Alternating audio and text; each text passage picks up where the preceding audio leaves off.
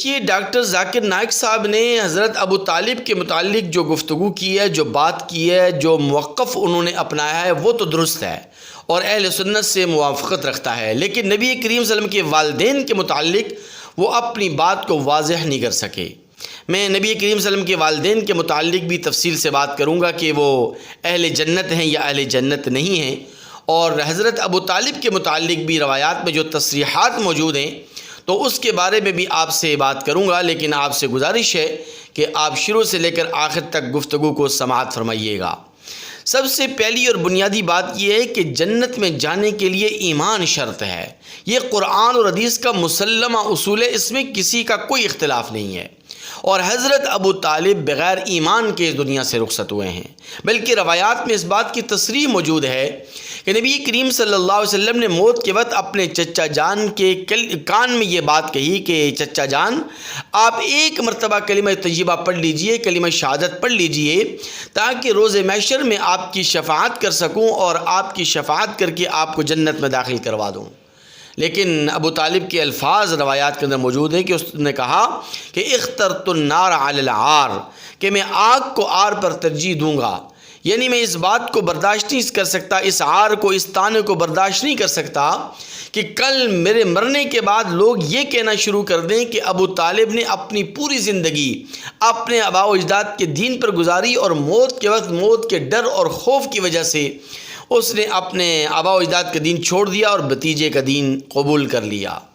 اور پھر روایات میں اس بات کی تصریح بھی موجود ہے کہ حضرت ابو طالب کو جہنم میں سب سے ہلکا عذاب دیا جائے گا، اور اس کی وجہ بھی یہی بیان فرماتے ہیں علماء اور محدثین کہ انہوں نے نبی کریم صلی اللہ علیہ وسلم کے ساتھ محبت اور عقیدت کا اور خدمت کا اور آپ کے دفاع کا حق ادا کیا ہے، تو شاید یہی وجہ ہے کہ اہل جہنم میں سب سے ہلکا عذاب حضرت ابو طالب کو دیا جائے گا۔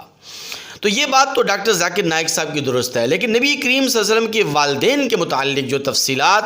قرآن و حدیث کی روشنی میں ہمیں ملتی ہیں، اس میں سب سے پہلی بات آپ نے یہ یاد رکھنی ہے کہ کسی شخص کا جنتی ہونا یا جہنمی ہونا، اور کسی شخص کا جنتی اور جہنمی ہونے کا قطعی علم، یہ صرف اور صرف اللہ تبارک و تعالیٰ کے پاس ہے۔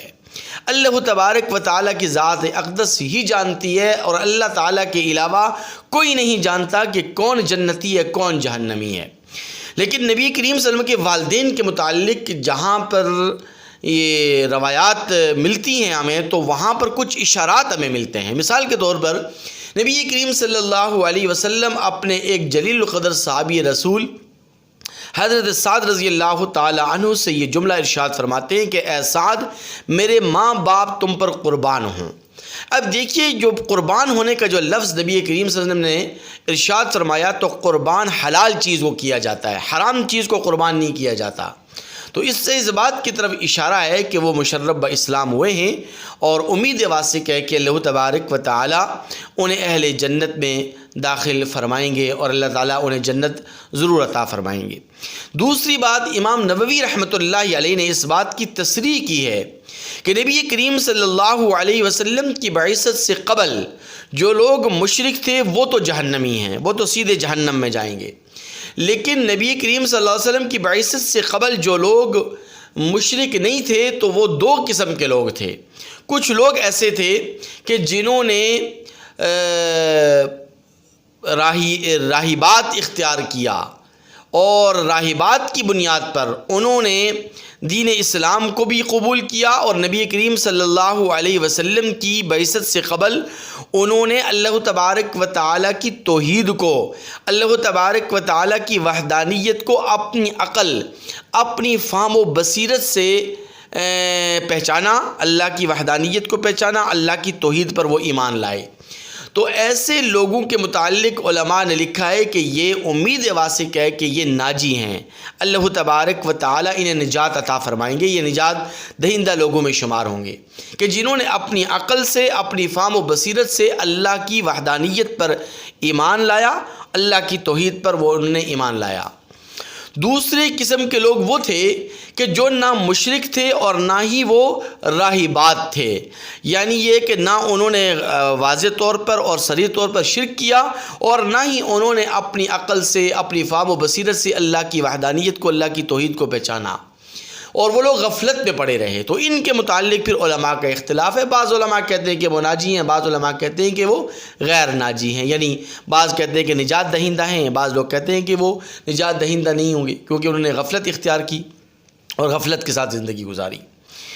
تیسری بات یہ ہے کہ روایات میں اس بات کی تصریح بھی موجود ہے کہ نبی کریم صلی اللہ علیہ وسلم جب تشریف لائے تو آقا علیہ الصلاۃ والسلام نے جب نبوت کا اعلان کیا تو اللہ تبارک و تعالی نے معجزانہ طور پر اور قدرتی طور پر نبی کریم صلی اللہ علیہ وسلم کے والدین کو زندہ فرمایا،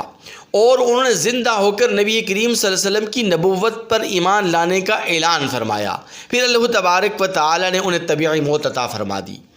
یہ بات بھی روایات میں، اگرچہ وہ ضعیف روایت ہے لیکن یہ روایات میں یہ بات بھی بہرحال ملتی ہے۔